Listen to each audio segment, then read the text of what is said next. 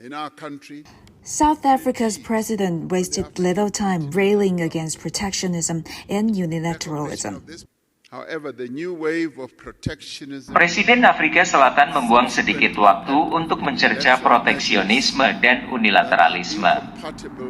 Bagaimanapun cara baru proteksionisme, dampak selanjutnya pada tindakan sepihak yang tidak sesuai dengan aturan WTO, merusak pertumbuhan dan pembangunan ekonomi global. Oleh karena itu, kami menegaskan kembali posisi kami bahwa pertumbuhan ekonomi harus didukung dengan transparansi, dengan inklusivitas itu harus kompatibel dengan sistem multilateral yang mendukung agenda pembangunan.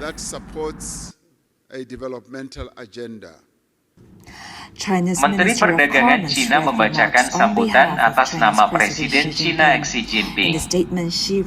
Dalam pernyataan itu, Xi Jinping berulang kali menyerukan lebih banyak kerjasama, termasuk memajukan perluasan keanggotaan BRICS.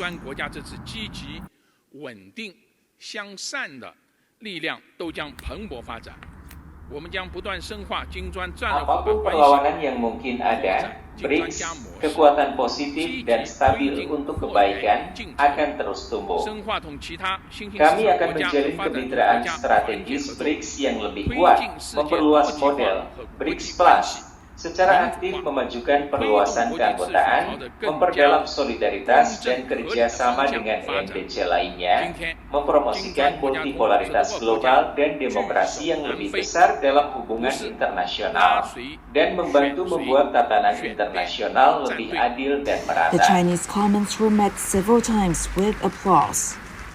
We are in BRICS not by accident, because we have hope, we have desires. We hope that BRICS will grow. I welcome very much the Chinese declaration, the declaration of President of China, and because it encourages everybody to start and to join to make a different world. The summit's main session takes place Wednesday, when leaders will continue to discuss possible BRICS expansion. 孙烨 CGTN Johannesburg.